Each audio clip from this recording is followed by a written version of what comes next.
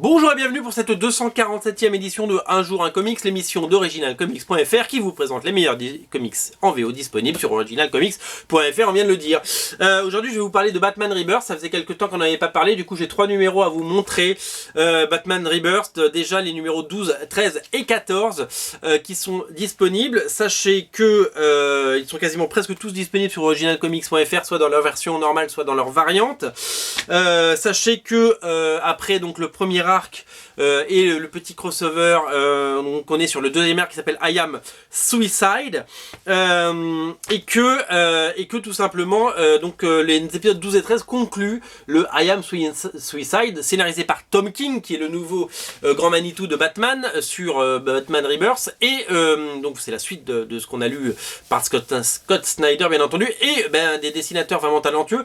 Là on est sur Michael Janin qui fait un travail de dingue, notamment sur l'épisode 12 qui est une leçon de storytelling et une leçon d'art graphique. On est sur des splash pages ou des doubles splash pages, et donc on suit la quête de Batman face à son ennemi juré qui s'appelle Bane, et donc c'est découpé magnifique, on dirait du J.H. Williams 3, le dessinateur de Promethea, le dessinateur de Batwoman. C'est quelque chose de sublimissime, c'est du très très grand art.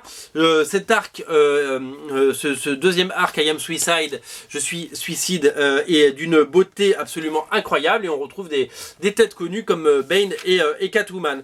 Donc le 13 conclut, comme on l'a dit là, le deuxième arc, et avant de lancer le troisième arc dont on va parler, ils ont décidé de se faire une petite parenthèse, une petite respiration avec un petit arc en deux parties qui s'appelle Rooftops et qui met en scène, vous l'avez compris, Batman et Catwoman. Alors au dessin, ce n'est plus Michael Janin, c'est un dessinateur que je ne connaissais pas du tout, je vais vous donner son nom.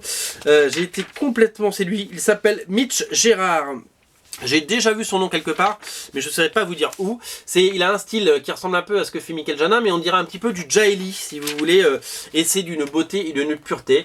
Et on fait la rencontre d'un vieux démon, qui est tout simplement la relation complètement chaotique entre Batman et Catwoman, entre Selina et Bruce, qui est à la fois une relation amoureuse, une relation aussi charnelle que tendre, que violente. C'est assez incroyable. Et ce numéro est à la fois d'une poésie, d'une beauté non seulement graphique mais scénaristique vraiment incroyable. J'ai vraiment adoré, c'est sexy, c'est incroyable, c'est vraiment génial, j'ai vraiment adoré ce numéro. Voilà, donc tout ça est disponible bien entendu, vous l'aurez compris, sur originalcomics.fr. Sachez que donc c'est un arc en deux parties, Rooftop, et qu'après le troisième arc s'appellera I Am Bane. Donc on a eu I Am Gotham, I Am Suicide, et maintenant on a I Am Bane. Et I Am Bane voit le retour de David Finch au dessin. Donc je vous montre la couverture, donc ce sera à partir du numéro 16, I Am Bane, le retour de David Finch qui va faire des merveilles. On a décidé pour le retour de David Finch à partir du numéro 16 de pousser les quantités, parce qu'on s'est dit c'est le moment de relancer.